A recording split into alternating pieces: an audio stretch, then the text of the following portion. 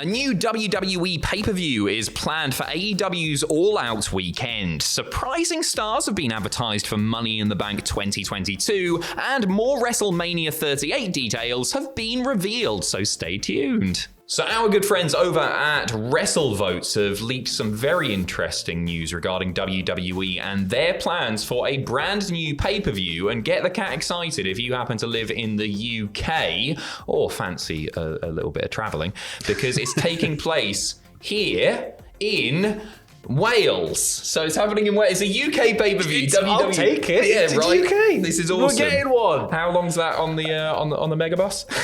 That's how I'm we're going to getting imagine there. like 9.5 hours. Yeah. Anyway, Easily. right. It is planned for a couple of weeks after SummerSlam. So it's September the 3rd at the Principality Stadium in Cardiff, which is awesome. We've been asking for a proper WWE pay-per-view for quite some time. They're finally giving it to us, but some quite interesting timing, and I'm sure this isn't an accident. It's the same weekend as AEW's All Out pay-per-view. This takes place on the Saturday and then All Out on the Sunday. What do you make of this?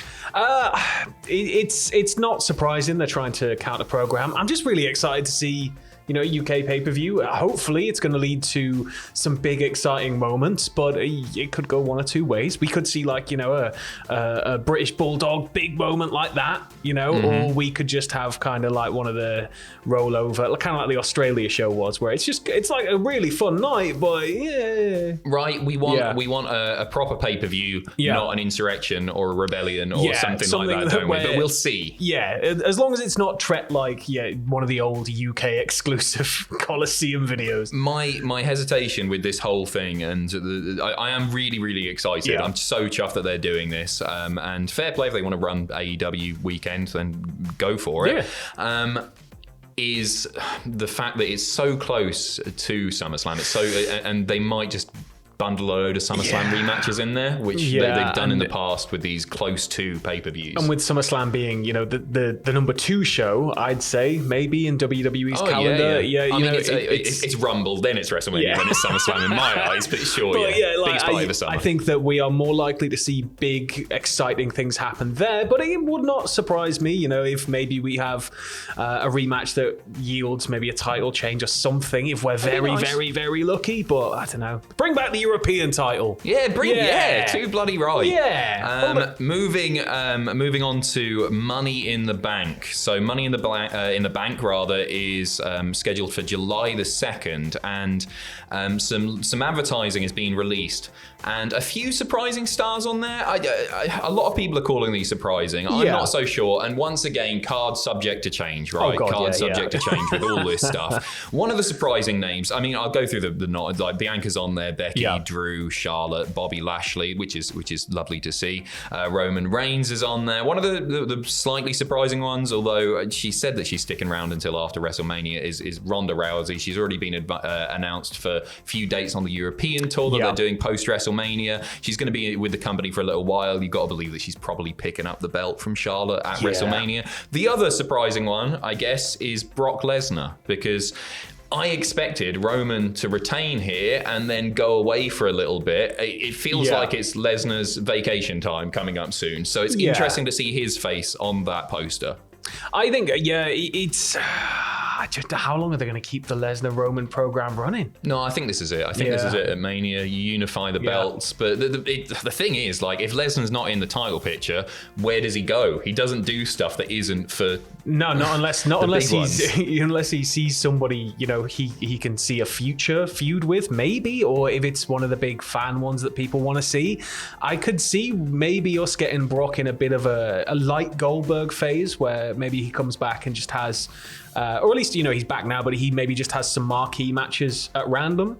That's what he's been doing for a while, seemingly. But before kind of settling back into a main event story. Yeah, I agree. I'd really like to see just a feud that isn't about the belt with Lesnar. Yeah, but sure. At the same time, he's like, his whole character is that he's like, I don't want to say the top dog because we're talking about the big dog too, but he is very much on top, right? It's That's F you pay me, right? Yeah.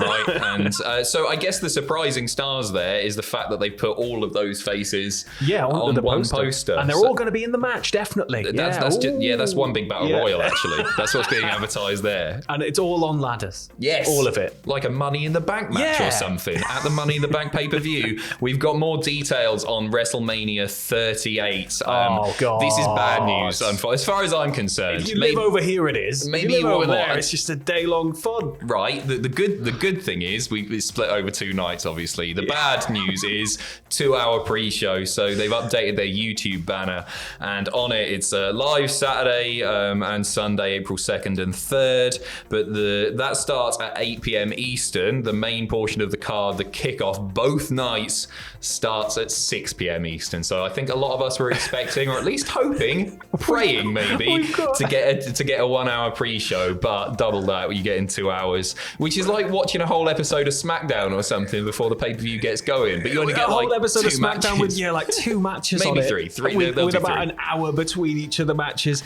and we've got NXT on top on one night. Oh yeah, right. And the Hall of Fame on the other, right? Yeah, so it's all kicking out. It's a busy few days, that one. It's a busy few days. I'm looking forward to it. Genuinely, I don't feel like I've got WrestleMania fever quite yet, but there are matches on there that I'm hyped for. That's for sure. It tends to be over the last couple of years, especially with Mania kind of being behind closed doors for a bit of it. I don't know. It just didn't feel like Mania, so I'm kind of hoping that this one, like the last one, I can kind of be a bit. Yeah, I agree. Yeah. I agree. I'm into it. And one more change, just a little tidbit here. WWE no longer has AJ versus Edge assigned to a specific night. So it was previously announced for WrestleMania Sunday, but now it's again listed for either night 1 or night 2, which I would guess would indicate that it's probably moving to Saturday if they've not assigned it. Yeah. They've taken it away from Sunday. I imagine they'll be at a phase right now where it's like, okay, because we've heard that they're kind of not scrambling, but they're still kind of spitballing ideas. Still stuff to do. So I think everything they've got confirmed match-wise, unless it's already been announced for like set like main event status on certain nights, I wouldn't be so surprised if we saw it maybe shimmy around depending on what fills out the cards as they develop it. You're right. It doesn't necessarily mean that it's going to Saturday. No, we're still going to see the match. It'll happen whenever. They haven't figured out where it's going to best fit. Yeah. And we are finishing with some new details from the lovely Keith Lee regarding his signing to AEW, and specifically when Tony Khan approached him following his WWE release. So he's appeared on the AEW Unrestricted podcast, and he was made a priority by Tony Khan, that's for sure. He said, "I don't know if I should even say this stuff." Well, thanks for saying it, Keith Lee. Thanks for the video, mate. But it's fine because it wasn't a business thing or anything. That release happened within 3 days. Tony had found a way to get in touch with me. I was really impressed with that, considering we had never spoken before. We had some really laid back conversations, got to know each other a little bit, and that's something that helped because that's some of my trust. He continues, we had a conversation as time wore on, things got easier, we met up, and I have a thing where I must meet a guy person in person. I'm a people feeler. I don't know why I did that. What's that? See those fingers? As opposed to listening to things. I'm an energy guy. When I did meet him, I decided that he's a fairly stand-up guy. I really enjoyed my time with him. What he's about, talking football, all that good stuff. It sounds like a very, very casual meeting, this one. He continues. I had a blast. We had a lot of laughs and jokes. He's a swell guy. So basically, 3 days is all that you had to wait to essentially go, yeah, we quite fancy you, Keith. They couldn't start legal proceedings or anything like that because of the contract. It's no surprise. It's absolutely no surprise. When the entire fan base is calling out a WWE for Keith Lee to just be given something, and then for everything to kind of ground to a halt with his medical issues.